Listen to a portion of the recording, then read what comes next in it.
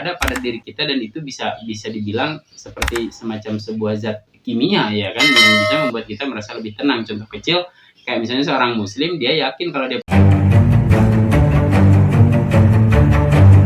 Assalamualaikum warahmatullahi wabarakatuh. Salam generasi baru. Teman-teman, gue beberapa pekan lalu ya, gue jatuh sakit ya, karena gue juga manusia biasa, jadi gue sakit seperti itu. Dan mungkin 2 minggu lebih lah gue nggak upload video gitu kan, video-video receh gue ya, seperti biasa ya gitu teman-teman. Dan kali ini gue akan ngebahas tentang hal yang sebenarnya masih atau pernah juga gue bahas gitu kan, tetapi mungkin beda gitu kan pembahasannya, tapi masih bisa dibilang tentang hal yang sama atau dari sumber yang sama gitu kan. Apakah itu? Ya, itu yang akan gue bahas adalah perseteruan tentang Marcel Radipal atau si pesulap merah dengan Gus Samsudin, atau yang mungkin bagi orang yang tidak menyukai Gus Samsudin akan mengatakan sebagai dukun palsu semacam itu gitu. Nah, gue melihat fenomena ini teringat peristiwa 1 abad yang lalu ya kan, yaitu tentang perseteruan antara seorang pesulap dan juga paranormal semacam itu gitu kan. Seorang pesulap asal London yang bernama Harry Houdini gitu kan, dia berseteru dengan seorang dukun yang bernama Sir Arthur gitu kan, dan dia memiliki seorang istri yang bernama Linda Marlowe ya kalau tidak salah, seperti itu gitu kan. Nah, peristiwa mereka itu dimulai ketika seorang Houdini dia menunjukkan sebuah aksi sulapnya, yaitu bisa menembus dinding pada saat itu, seperti itu. Terus kemudian Sir Arthur mengatakan bahwa Houdini ini memiliki kekuatan supranatural, tapi Houdini tetap membantah dengan keras bahwa dia tidak memiliki kekuatan supranatural, karena yang dilakukan itu hanya sebuah trik dari sulap-sulapnya dia kan, semacam itu ya teman-teman.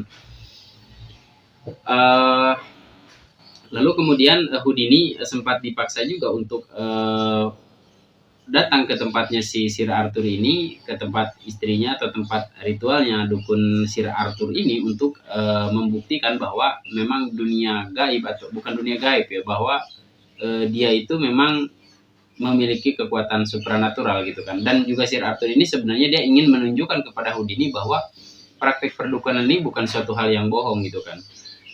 Mungkin begitu awalnya gitu. Nah, setelah itu Houdini mau gitu, setelah dibujuk-bujuk itu dia mau datang ke tempatnya Sir Arthur dan istrinya semacam itu. Terus kemudian di situ, di sebuah ruangan yang cukup gelap dan hanya diterangi oleh lilin semacam itu. Kemudian istrinya Sir Arthur mulai kesurupan dan teriak-teriak semacam itu, kemudian memegang sebuah pulpen dan mencoret-coret kertas untuk membuktikan kepada Houdini bahwa dia bisa menjadi media untuk terhubungnya antara manusia yang masih hidup dengan orang yang sudah meninggal, begitu katanya.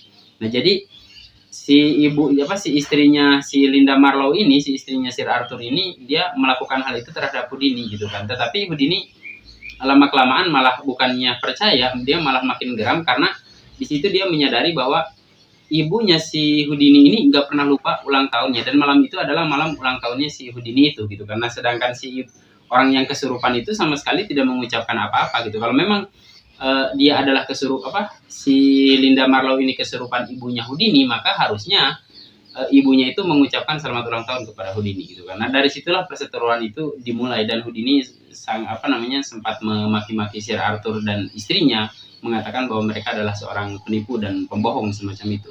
Nah, sampai kemudian Houdini ini membuka sayembara lah, bisa dibilang kayak gitu, untuk membuktikan bahwa kalau memang ada gitu, untuk dibuktikan kepada dukun di seluruh dunia. Pada saat itu dia bilang kalau memang bisa membuktikan tentang seorang yang sudah meninggal itu bisa berkomunikasi dengan yang hidup, dan atau mungkin bisa dibilang juga praktek perdukunan lainnya gitu kan. Dan tidak ada satupun sampai hari ini yang bisa membuktikan tantangan Houdini ini. Padahal dia juga memberikan hadiah yang cukup besar pada saat itu ya gitu kan. Bahkan gua dengar hadiahnya itu sampai $1 juta. Bisa kita bayangkan berapa tuh kan? Banyak sekali pada saat itu $1 juta ya. Karena belum kena inflasi, bisa dibilang gitu ya. Atau belum krisis moneter, apa seperti itu atau gimana?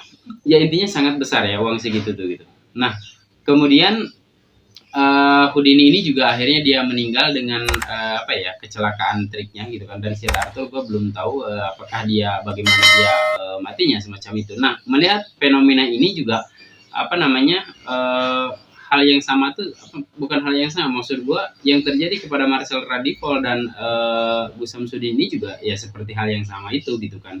Cuman bedanya kalau Marcel Radipal dia ditantang kemudian dia datang untuk membuktikan gitu. Kalau misalnya Houdini dia diundang untuk dibuktikan kan semacam itu. Bahwa ilmu perdukunan itu ada gitu dan ternyata dia tidak percaya gitu kan. Nah, jadi teman-teman, sebenarnya Harry Houdini ini adalah orang yang pertama kali membongkar penipuan dukun sebenarnya seperti itu gitu kan. Dan apa yang dilakukannya ya tentu saja telah berhasil menginspirasi banyak pesulap di dunia seperti itu. Apa namanya, dan yang terkenal di Indonesia saat ini ya tentu saja yang sudah gua bilang tadi adalah pesulap merah gitu kan, atau Marcel Radipal versus Samsudin semacam itu ya teman-teman gitu kan. Nah, jadi begitulah sedikit kisah tentang seorang pesulap yang membongkar perdukunan semacam itu atau praktek perdukunan dan yang mengatakan perang terhadap perdukunan. Jadi kalau misalnya pesulap dengan dukun itu berseteru ya sudah ada sejak 1 abad yang lalu bisa dibilang, atau mungkin saja kita tidak tahu bahwa sebelum-sebelumnya juga sudah pernah terjadi hal semacam itu gitu. Di sini gue ingin mencoba melihat apa ya, melihat dua sisi, tetapi kita akan coba menyatukannya pada sebuah pemikiran semacam itu gitu kan. Jadi ini bisa dibilang spekulasi atau apa ya, atau sebatas opini sesat atau apalah gua nggak ngerti ya. Cuman intinya begini teman-teman ya. Menurut pendapat gue pribadi, jangan-jangan sebenarnya trik-trik sulap yang dilakukan oleh para pesulap itu gitu kan, dan apa-apa yang biasa dilakukan oleh para dukun selama ini itu sebenarnya adalah ilmu yang sama gitu kan. Cuman cara mendapatkannya mungkin yang berbeda gitu kan. Kalau misalnya pesulap mungkin dia mendapatkannya dengan mempelajari trik-triknya gitu. Nah, sedangkan ibaratnya para dukun ini mungkin dia mendapatkan ilmu atau triknya itu dengan cara dia membaca sebuah mantra kan semacam itu gitu. Karena setelah dia membaca sebuah mantra, kemudian dia juga mempraktekkan suatu gerakan-gerakan tertentu dan sehingga dia bisa dikatakan sebagai apa namanya itu, dukun semacam itu gitu. Jangan-jangan ilmunya ya sama aja gitu kan. Seperti yang pernah gua bahas juga di video ya, lu mau ibaratnya dengan doa-doa yang lu ucapin terus kemudian bisa menyembuhkan orang gitu kan. Ya itu juga suatu anugerah gitu kan dari Yang Maha Kuasa, dan orang yang memiliki trik ilmu apa namanya atau trik-trik sulap itu juga sebenarnya sebuah anugerah yang sebenarnya nggak semua orang bisa mendapatkan itu gitu kan. Nggak semua pesulap juga mungkin bisa lulus di dalam ujiannya kan semacam itu gitu. Jadi jangan-jangan gitu kan yang selama ini juga pesulap mengatakan bahwa oh ini adalah sebuah trik, kalau misalnya orang yang jalannya di jalur yang berbeda, katakanlah jalur supranatural, mungkin dia akan mengatakan itu adalah suatu magic kan semacam, atau katakanlah mungkin suatu mujizat mungkin bagi dia, atau bukan mujizat ya, mujizat hanya kepada nabi, maksud gua mungkin itu akan dikatakannya sebagai suatu karomah atau apalah semacam itu gitu kan. Tapi kalau gua sendiri sih lebih yakin bahwa memang selama ini memang ada orang-orang atau katakanlah segelintir orang yang memang niat menipu semacam itu. Sebenarnya yang dia pelajari itu adalah ya trik-trik sulap seperti yang dilakukan oleh para pesulap gitu. Cuman karena dia mungkin tidak mendapatkan panggung, atau katakanlah mungkin dia dengan trik sulapnya itu dia tidak bisa mendapatkan job atau mungkin kerjaan atau apa segala macam, maka dia melakukan praktek dukun itu gitu kan. Nah, dengan mendoktrinasi masyarakat dengan cerita-cerita rakyat mungkin, atau katakanlah mungkin dengan cerita-cerita yang ajaib di masa lalu gitu kan, maka mereka mencoba melakukan itu gitu dengan trik-triknya itu gitu kan. Jadi modal bisa bercerita tentang masa lalu, terus kemudian juga ditambah dengan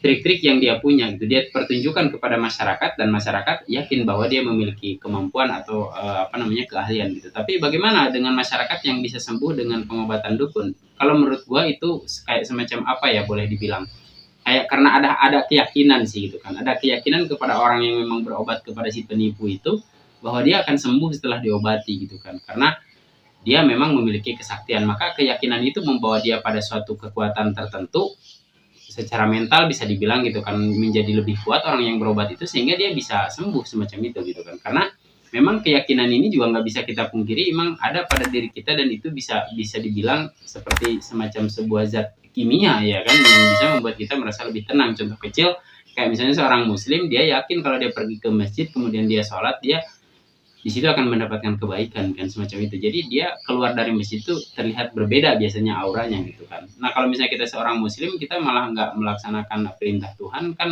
akan merasa ya sadar tidak sadar kita akan mengatakan bahwa kita telah menjadi seorang pendosa, katakanlah seperti itu ya teman-teman. Jadi intinya ada keyakinan di dalam diri masyarakat itu untuk pergi ke dukun, dan dia meyakini bahwa dukun itu bisa menyembuhkan gitu dengan trik sulapnya itu sebenarnya gitu kan. Kayak misalnya yang dibongkar oleh si Marcel sekalipun, ya sebenarnya mungkin ilmu yang sama gitu, atau mungkin lebih parah gitu para penipunya itu gitu kan. Maksudnya si dukun-dukun yang menipu itu seperti misalnya kayak dia melemparkan suatu benda ke tempat yang tidak tidak bisa dilihat banyak orang, kemudian dia pura-pura membaca mantra dan dia pura-pura mendeteksi keberadaan suatu benda yang bisa menyebabkan seseorang menjadi sakit semacam itu gitu kan. Nah, gue sendiri di sini masih tetap sih seperti dulu, gue lebih lebih percaya kepada si Marcel dibanding kepada para dukun itu, karena memang gue dari dulu juga nggak pernah percaya sama yang dukun sama dukun-dukun kayak gitu. Kenapa begitu? Karena di zaman kerajaan-kerajaan sekalipun ternyata ya kalau orang sakit ya dibawa ke tabib gitu kan, katakanlah dokter dengan di zaman itu semacam itu gitu kan. Kalaupun ada beberapa cerita-cerita mistik semacam itu, ya lebih cenderung kepada lebih cenderung menurut gue itu hanya sebuah dongeng-dongeng aja gitu yang dibumbu-bumbui gitu kan. Kayak contoh kecil dulu, katanya seorang pria yang ingin memiliki suatu ilmu kesaktian gitu kan, terus kemudian dia harus mandi 7 sumur gitu kan, kemudian dia ketahuan oleh salah satu warga di salah satu sumur. Nah, karena si orang yang mau naikin ilmu ini juga takut dia ketahuan sama sama warga yang sedang ronda lah katakan pada saat itu. Nah, si orang yang ronda juga tegang, kok jam 12 malam ada orang mandi kan, semacam itu. Akhirnya yang terjadi adalah sebuah cerita gitu kan. Sebuah cerita bahwa di sumur itu tuh ada jin, ada setan, bla segala macam kan, semacam itu, teman-teman. Jadi banyak kisah-kisah yang sebenarnya bisa juga membuat kita sadar bahwa jangan-jangan yang selama ini kita dengar tentang cerita-cerita semacam itu tuh itu juga dari peristiwa yang tidak jauh adalah peristiwa-peristiwa semacam itu gitu. Jadi keduanya memiliki rasa takut, akhirnya ya keduanya melakukan hal yang bagaimana ceritanya supaya yang satu ibaratnya tidak ketahuan, dan yang satu ya sudah dia tidak bisa menjelaskan apa-apa kecuali dia berprasangka sebagaimana ketika dia kecil ya dia mendapatkan cerita bahwa yang namanya setan tinggal di air apa segala macam semacam itu. Nah, hal-hal gaib semacam itu gitu ya. Nah, dunia perdukunan ini kan biasanya dia menghubungkan kemampuannya dia itu untuk menghajar hal-hal yang gaib gitu. Hal yang gaib itu kayak jin-jin yang yang suka menggoda manusia gitu kan. Ya walaupun ya gue sampai detik ini masih biasa aja gitu kan, belum begitu diyakini lah gitu katakanlah dunia perdukunan ini, maksud gue gitu. Jadi menurut gue pribadi gue lebih percaya kepada, maksudnya bukan menurut ya, gue pribadi sih lebih percaya kepada si apa yang dikatakan oleh Marcel, dan kemudian jangan-jangan gitu kan kalau kita mau mencoba menyatukan kebenarannya adalah ilmu yang didapatkan oleh orang-orang yang sakti itu adalah juga trik-trik sulap juga gitu, cuman cara mendapatkannya mungkin yang berbeda. Kalau misalnya pesulap dia mendapatkannya dengan mempelajari trik-trik sulapnya, kalau misalnya seorang dukun ya dia mempelajarinya dengan cara dengan cara dia membaca bla doang apa segala macam kan, semacam itu, atau entahlah gitu. Cuman kalau gue tetap lebih yakin bahwa itu ya adalah sebuah penipuan gitu. Perdukunan itu tuh ya gue nggak percaya lah semacam itu gitu ya. Adapun beberapa teori misalnya kayak santet, terus kemudian kayak ya kemarin kita lihat juga yang kebal ditembak aja, ya tetap aja dia masih ragu-ragu dan ketakutan semacam itu ya teman-teman. Nah, jadi untuk pendapat gua tuh semacam itu gitu dari perseteruan ini, yang kita sekarang sebagai masyarakat Indonesia sebenarnya harusnya tuh berterima kasih kepada Marcel gitu, karena kita sudah disadarkan oleh dia bahwa sebenarnya selama ini juga memang kita itu jangan-jangan sudah benar-benar tertipu dan ditipu gitu kan. Kejadian tentang dukun palsu ini, atau katakanlah bahwa perdukunan ini memang bohong gitu kan, ketika Kang Yana lah contohnya gitu kan, ketika Kang Yana ngeprank aja kan berapa dukun yang mengatakan bahwa segala macam gitu kan, tapi pada faktanya ya dukun itu bungkam, nggak bisa ngomong apa-apa gitu. Ketika dia meramalkan bahwa Kang Yana segala macam dimakan ular kuning apa segala macam, mereka ketika terbukti bahwa kalian baik-baik aja, mereka nggak ngomong apa-apa gitu. Dan ajaibnya masyarakat Indonesia nggak peduli dengan itu gitu kan, tetap aja dia percaya sama yang kayak kayak gituan gitu kan, kayak susuk lah apa segala macem kayak gitu gitu kan. Kayak susuk aja kita harusnya sadar gitu kan, bahwa kenapa sih susuk itu, maksud gua ada pertanyaan gitu harusnya di dalam diri kita gitu kan, kenapa susuk itu emasnya harus kecil banget, permatanya harus kecil banget gitu kan, yang sebenarnya entah emas entah permata gue juga nggak tahu itu gitu kan. Cuman dari informasi yang gue dengar katanya kan bedanya sangat kecil gitu kan. Ya karena sengaja gitu, kalau misalnya bedanya gede nanti masuk kan ketahuan, kalau misalnya kecil kan ya intinya ada hal-hal yang memang trik-trik yang memang mereka lakukan, ide-ide yang mereka sampaikan itu adalah bagaimana caranya si orang yang ditipu ini ya tertipu semacam itu gitu kan. Cuman begitulah, kalau kata pepatah mengatakan ya ini bukan menyindir kepada seluruh masyarakat di kita yang sudah terbiasa dengan praktek-praktek perdukunan ya, bukan. Maksud gua adalah di dunia ini memang benar gitu kan, menyadarkan orang yang tertipu itu jauh lebih sulit daripada apa namanya, daripada menipu orang katanya kan semacam itu gitu. Jadi makanya banyak orang yang tertipu gitu, yang terjebak oleh teori-teori si dukun lah, terus kemudian dengan pengobatan-pengobatan palsu dan semacam itu. Itu tuh mudah gitu kan dilakukan oleh siapapun gitu kan. Dan tapi bukan tapi maksud gua menyadarkan orang yang tertipu itu jauh lebih sulit semacam itu teman-teman.